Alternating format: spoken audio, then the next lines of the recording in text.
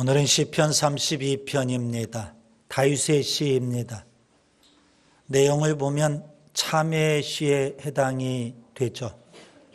시편 전체 150개의 시 중에서 참회의 시는 7편입니다. 시편 6편, 또 32편, 38편, 51편, 그리고 102편, 130편, 143편 이렇게 7개의 시를 참회시라고 표현합니다. 시편 32편의 배경은 시편 51편과 아주 동일합니다. 시편 51편 표제에 보면 51편이 탄생한 배경이 기록되어 있습니다. 그래서 오늘 32편과 시편 51편 동일한 배경하에서 탄생한 시라고 이해하실 수 있겠습니다. 다윗 그의 인생에서 오점이 몇 가지 있습니다. 두 가지를 지적할 수 있겠는데요. 하나는 우리아 장군의 아내였던 밧세바와 간음한 사건, 다윗 왕의 치명적인 오점이었죠.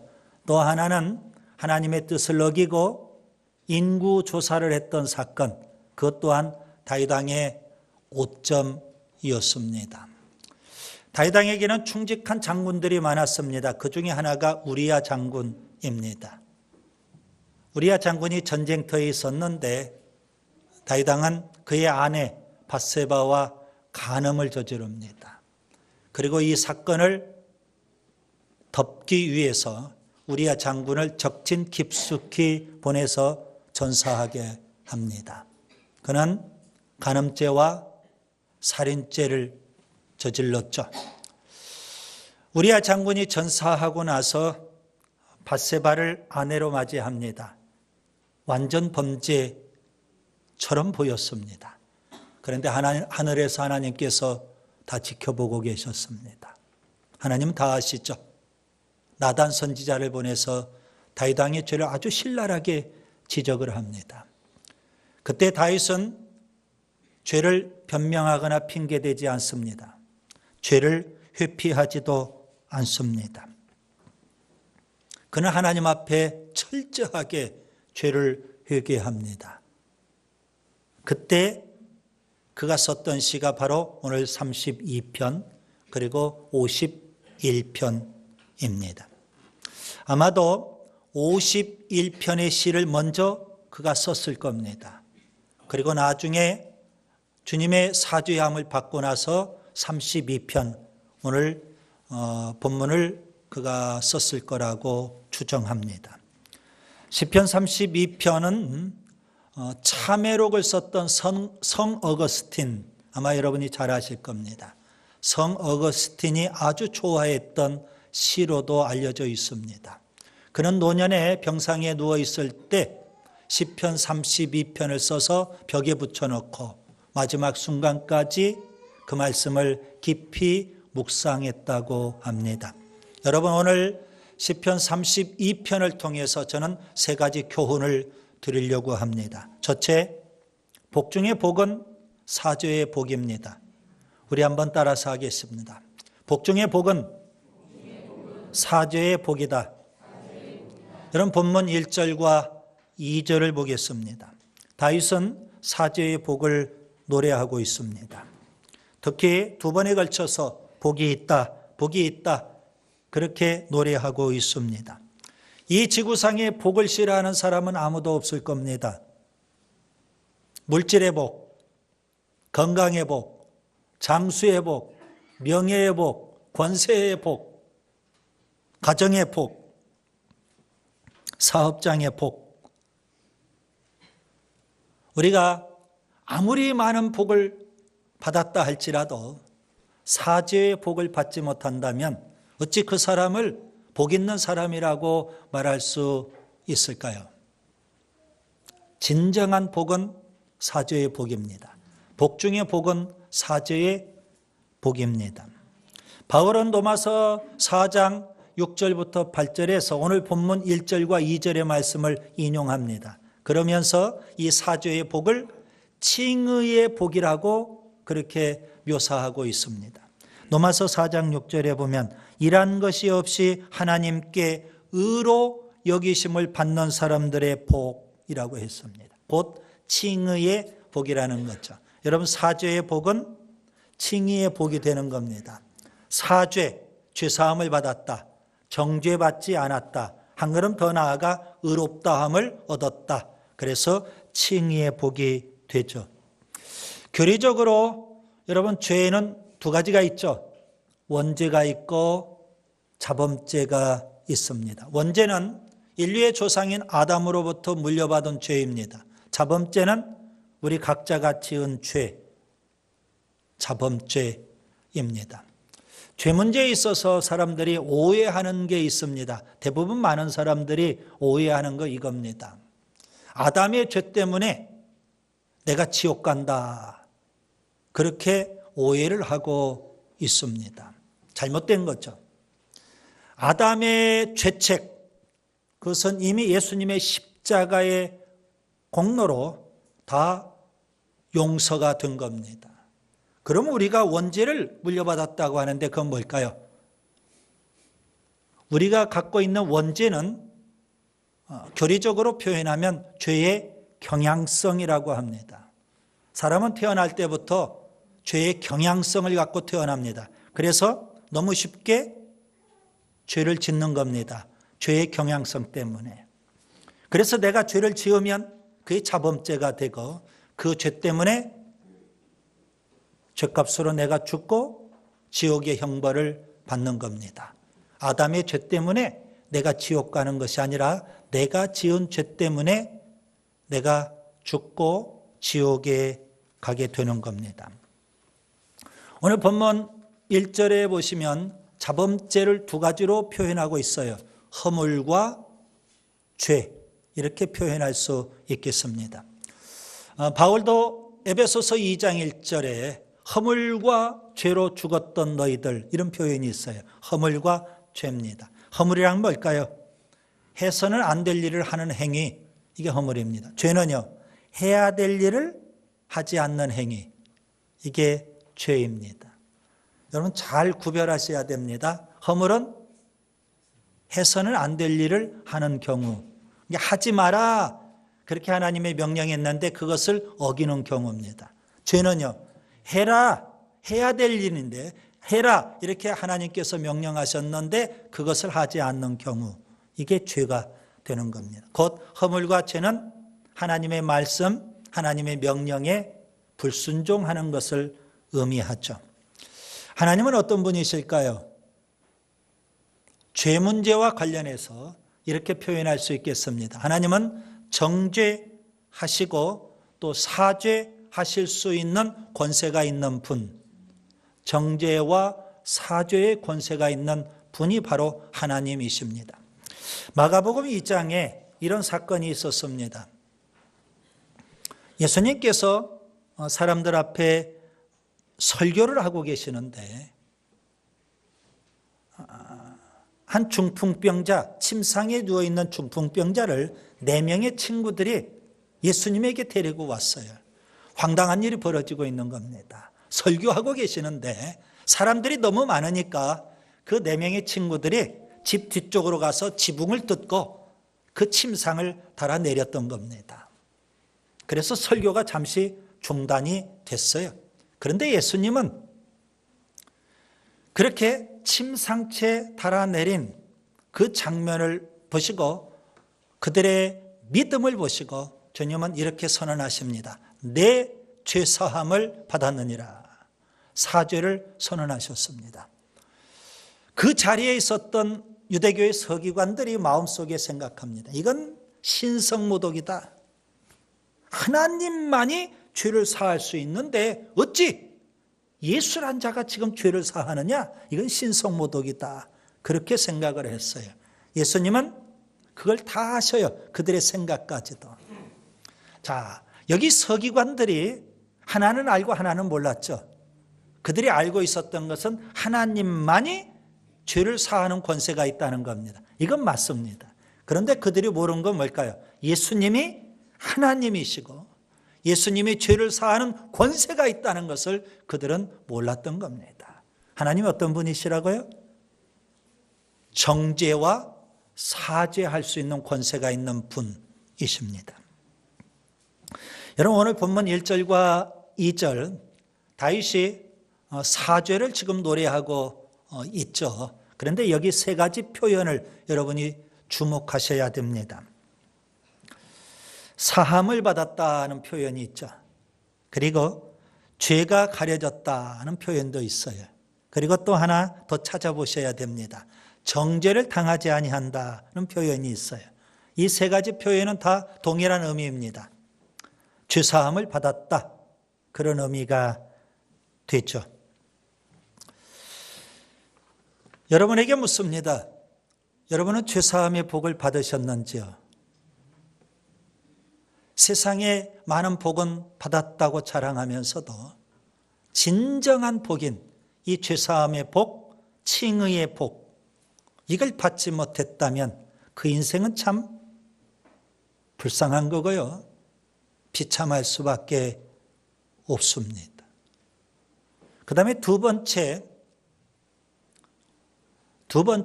우리에게 주는 교훈이 있습니다.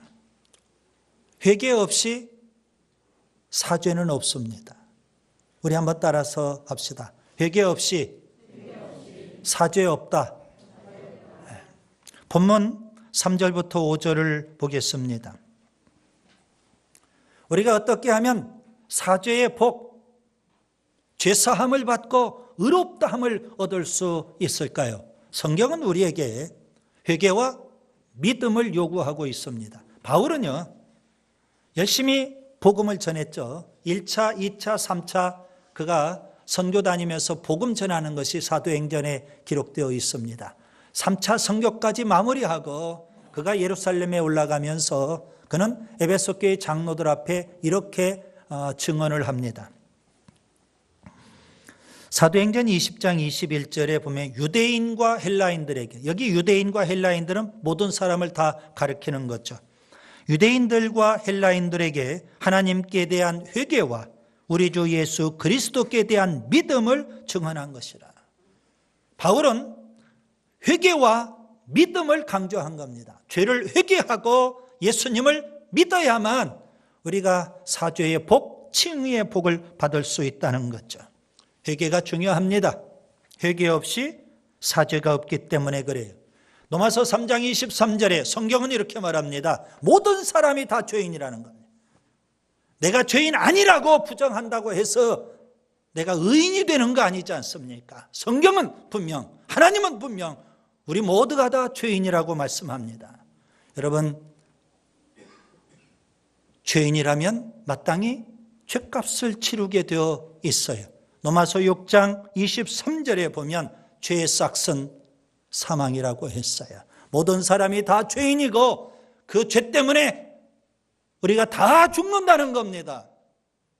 죄값으로. 여러분, 죽고 끝나는 겁니까?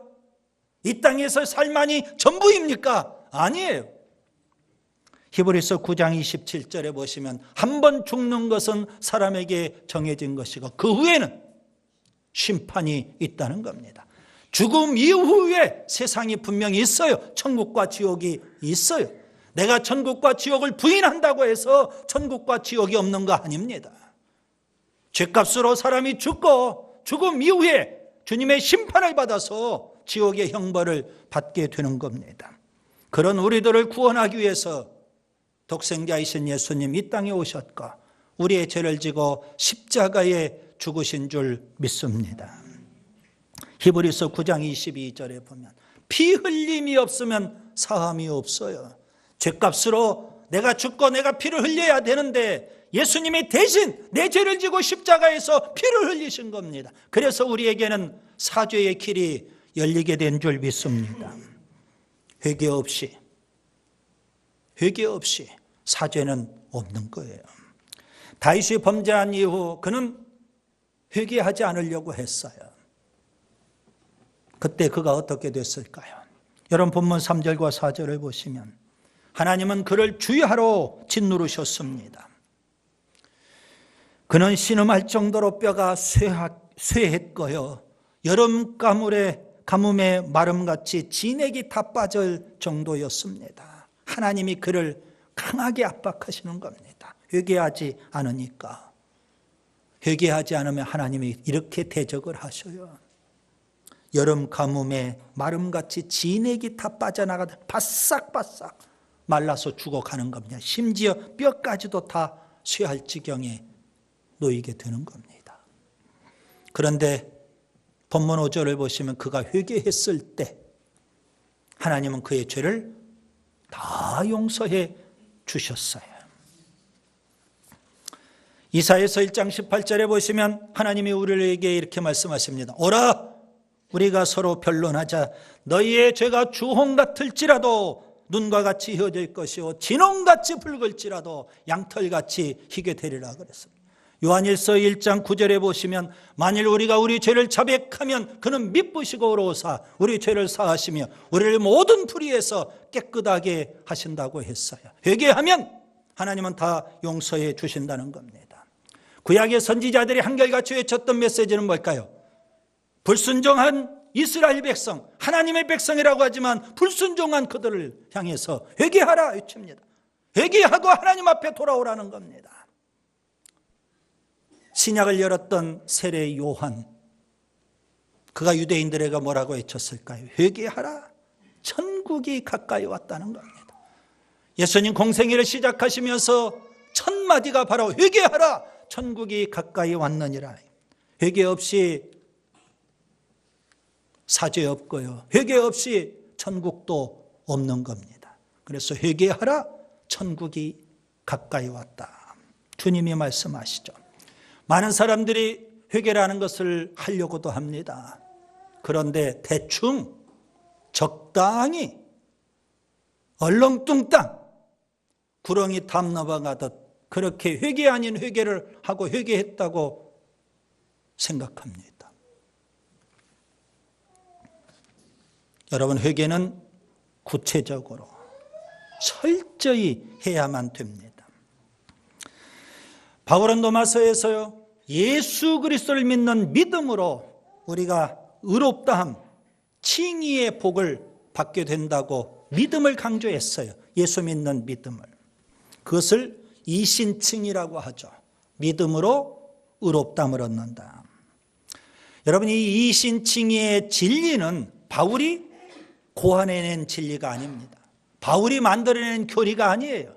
바울은 구약성경 창세기에 있는 아브라함을 예로 들면서 이신칭의의 이 진리를 우리에게 말씀해 줘요.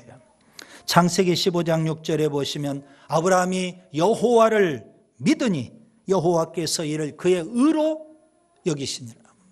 믿음으로 의롭다함을 얻었어요. 누가요? 아브라함이. 그런데 유대인들은 성경을 그들이 왜곡되게 해석하고 잘못 알고 있었던 겁니다. 그들은 할례를 받아야만 의롭다함을 얻고 구원받는 줄 알았어요. 율법을 행해야만 의롭다함을 얻고 구원받는 줄 알았어요. 아브라함이 언제 의롭다함을 얻었어요? 창세기 15장 6절이에요. 창세기 16장에 보면 아브라함이 여종이었던 하갈을 통해서 이스마엘이라는 아들을 낳아요. 그리고 창세기 17장에 보시면 아브라함이 99세 때입니다. 아브라함이 언제 할례 받았어요? 창세기 17장에서 99세 때, 이스마엘 13살 때 할례를 받아요. 할례 받기 이전에 아브라함은 창세기 15장에서 이미 믿음으로 의롭다함을 얻었어요. 하나님 율법을 언제 주셨을까요? 창세기를 넘어서 출애굽기, 이스라엘 백성이 애굽에서 구원받고 시내산에서 하나님과 언약을 맺고 그 언약의 증표로 하나님은 십계명 율법을 주셨어요. 갈라디아서 3장 17절에 보시면 아브라함이 후 430년 후에 율법을 주셨다는 거예요. 율법을 행함으로 의롭다함을 얻습니까? 할례를 행함으로 의롭다함을 얻습니까? 아니에요. 믿음으로, 예수님을 믿음으로 의롭다함을 얻는 줄 믿습니다. 여러분, 죄를 철저히 회개하고 예수 믿으면 하나님은 우리에게 사죄의 복, 칭의의 복을 주셔요. 이 사죄의 복과 칭의의 복이 여러분에게 있는지요?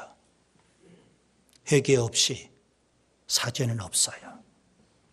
회개 없이 천국도 없어요. 회개가 중요해요. 회개하고 예수 믿어야 돼요.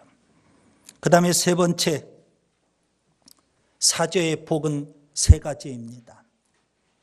본문 6절부터 11절을 보겠습니다.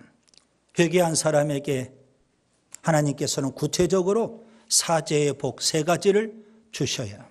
그 세 가지가 뭘까요? 첫째, 본문 6절과 7절을 보시면 하나님과 관계가 회복이 됩니다. 따라서 합시다. 하나님과 관계가 회복된다. 여러분, 죄라는 것은 하나님과의 관계가 끊어지는 것을 의미합니다. 우리가 범죄하면, 우리가 불순종하면, 우리가 하나님의 뜻을 어기면 하나님과의 관계는 깨질 수밖에 없어요. 그러나 우리가 회개하면 다시 하나님과의 관계가 회복되는 줄 믿습니다. 우리가 회개하고 하나님 앞에 돌아올 때, 그래서 하나님은 뛸 듯이 기뻐하시는 거예요. 누가복음 15장에 보면 이른 양의 비유가 있죠. 한 목자가 100마리의 양을 치는데 그 중에 한 마리를 잃어버렸어요. 그 한 마리의 양을 찾기 위해서 찾도록 찾아가요. 그 한 마리의 양을 찾고 끝내는 그 양을 어깨에 메고 돌아와요. 기쁨으로 돌아온다 그랬어요. 이런 양 비유가 주는 교훈의 결론은 뭘까요? 누가복음 15장 7절에 보면 이와 같이 죄인 한 사람이 회개하면 하늘에서는 회개할 것 없는 의인 99으로 말미암아 기뻐하는 것보다 더하리라. 하나님의 기쁨이 있다는 거예요. 뭐 하면? 회개하면. 그런데 여러분, 회개도 기회가 있어요. 기회. 오늘 본문 6절을 보시면 기회라는 단어가 있죠. 주를 만날 기회. 우리가 하나님이 기회를 주실 때, 어떤 기회일까요? 하나님 우리를 만나고 싶어 하셔요. 그런데 죄 때문에 하나님이 우리를 만나실 수가 없는 거예요. 거룩하신 하나님이시기 때문에. 우리도 죄 때문에 하나님 앞에 나아갈 수가 없는 거예요. 그래서 하나님은 우리에게 하나님을 만날 수 있는 기회로 회개라는 걸 주셔요. 회개도 기회가 있어요. 하나님이 뭐 하신다는 거죠? 나를 지금 만나시고 싶어 하신다. 나와 다시금 관계를 회복하고 싶어 하신다. 그런 메시지예요. 누가복음 15장에 보면 탕자의 비유가 있죠. 둘째 아들이 못됐어요. 아버지 재산을 갖고 그가 가출을 해요. 그리고 허랑방탕하게 살아요. 글자 그대로 탕자로 살아요. 그런데 아버지는요, 그런 못된 아들이고 방탕한 아들이지만 그 아들에게 재산을 줘요. 그리고 그 아들이 집 떠나간 그 순간부터 아버지는 다 용서할 준비를 하고 계셔요. 언제든지 돌아오기만 하면 내가 용서하겠다는 거예요. 그리고 그 아들을 끝없이 기다립니다. 돌아오기만 하면 무조건 용서한다는 거예요. 그 둘째 아들이 재산을 다 탕진하고 만신창이가 되고 끝내는 아버지 집으로 돌아와요. 아버지는 그에게 책임 추궁하지 않아요. 무조건 뭐예요? 용서하셨어요. 그리고 그를 위해서 잔치를 벌이셨어요. 여러분, 우리가 하나님 앞에 회개하고 돌아오기만 하면 하나님 우리의 모든 죄를 다 용서하셔요. 그리고 하나님과의 관계가 회복되는 거예요. 왜 탕자의 비유에서 아버지는 그렇게 그 탕자인 둘째 아들을 기다리고 계실까요? 관계가 회복되기를 원하시는 거예요. 아버지와 아들의 관계가. 죄 때문에 끊어진 하나님과 우리의 관계가, 우리가 회개하고 하나님 앞에 돌아오기만 하면 하나님과의 관계가 회복되는 은혜가 있는 줄 믿습니다. 그 다음에 두 번째, 본문 8절과 9절을 보세요. 하나님의 인도와 보호를 받게 됩니다. 우리가 회개하고 하나님 앞에 돌아오면 하나님은요, 다시는 우리가 범죄하지 않도록 하나님께서 우리를 선한 길로 인도하시고 죄의 유혹에 빠지지 않도록 하나님 우리를 보호해 주시는 줄 믿습니다. 여러분, 우리가 죄를 짓는다는 것 무슨 의미일까요? 하나님이 원하시는 길이 분명히 있는데 그 길에서 벗어났다는 거예요. 곁길로 간다는 거예요. 좌로나 우로나 치우쳐서 간다는 거예요. 그게 죄를 범하는 거예요. 그런데 회개하고 돌아오면 하나님은요, 이제 다시금 곁길로 가지 않도록, 좌로나 우로나 치우치지 않도록 올곧게 하나님이 원하시는 길을 갈 수 있도록 하나님 우리를 인도해 주시고, 죄의 유혹에 빠지지 않도록 하나님 우리를 보호해 주셔요. 구약의 이스라엘 백성들이 출애굽 구원의 역사를 경험했어요. 그리고 시내산에서 하나님과 언약을 맺고 하나님의 백성이 돼요. 그들에게 하나님께서 율법을 주셔요. 율법대로 살면 하나님이 원하시는 길로 갈 수 있다는 겁니다. 그런데 이스라엘 백성은 끝없이 하나님이 원하신 길로 가지를 않아요. 자꾸 곁길로 가요. 자꾸 좌로나 우로나 치우쳐요. 그래서 하나님께서 선지자를 통해서 경고를 하셔요. 말을 안 들으니까 직접 하나님이 징계도 하셔요. 그래도 말을 듣지 않으니까 하나님께서 심판도 하셔요. 그러나 하나님은 여전히 심판 중에도 긍휼과 자비를 베푸셔요. 회개하고 돌아오라는 겁니다. 하나님 앞에 회개하고 돌아오는 자에게 하나님 무조건 사죄의 은혜를 베푸셔요. 그리고 다시는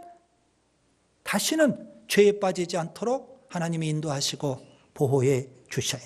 그런데 문제는요, 여러분 오늘 본문 9절에 보시면 무지한 말과 노새가 나와요. 무지한 말과 노새처럼 회개할 줄을 몰라요. 강팍하고 완악하고 고집세요. 내 갈 길 가겠다는 거예요. 하나님이 원하시는 길이 있는데 내 갈 길 가겠다는 거예요. 그렇게 강팍하고 완악한 심령이 많아요. 무지한 말과 노새와 같아요. 하나님 말씀 잘 들어야 돼요. 아멘. 하나님 말씀 잘 듣고 다시는 우리가 죄에 빠지지 않도록 하나님의 인도와 보호를 받아야 하는 줄 믿습니다. 그 다음에 세 번째 본문 10절과 11절을 보세요. 참된 기쁨과 즐거움을 얻게 됩니다. 회개하면 우리 심령이 기쁨으로 가득하고 즐거움으로 우리가 인생을 살 수 있어요. 다윗이 범죄했고 회개하지 않았을 때 그의 상태가 어떻게 됐을까요? 여러분 본문 3절과 4절에서 말씀드렸죠. 그는 신음하지 않을 수 없었어요. 온몸이 쇠할 수밖에 없었어요. 진액이 다 빠져가는 듯 그렇게 초죽음의 상태에 놓일 수밖에 없었어요. 회개했더니 이제는 삶이 달라져요. 기쁨이 충만하고 즐겁게 인생을 살 수가 있어요. 시편 51편 12절에 그가 회개하면서 이렇게 기도하죠. 주의 구원의 즐거움을 내게 회복시켜 주옵소서. 범죄할 때는요, 구원의 즐거움이 다 사라져 버렸어요. 회개했더니 다시금 구원의 즐거움이 회복된 줄 믿습니다. 바울, 그는 사람들로부터 비난과 욕을 먹어도, 가난하고 궁핍해도, 감옥에 갇히고 매를 맞고 핍박을 받아도, 그는 사도였는데도 불구하고, 그리고 그가 개척했는데도 불구하고 그 교회에서 바울의 사도권을 인정하지 않아도, 바울의 권위를 무시해도 그는 이 기쁨을 잃어버리지 않았어요. 구원의 기쁨. 로마 감옥에 갇혀 있었던 그가 빌립보 교회 성도들에게 편지를 써요. 빌립보서 4장 4절 주 안에서 항상 기뻐하라. 내가 다시 말하노니 기뻐하라. 여러분 상황이 좀 이상하잖아요. 감옥 안에 있는 사람이 감옥 밖에 있는 사람들에게 기뻐하라고 그래요. 너무 이상하잖아요. 그는 감옥 안에 있어도 주님 안에서 참된 기쁨이 있었어요.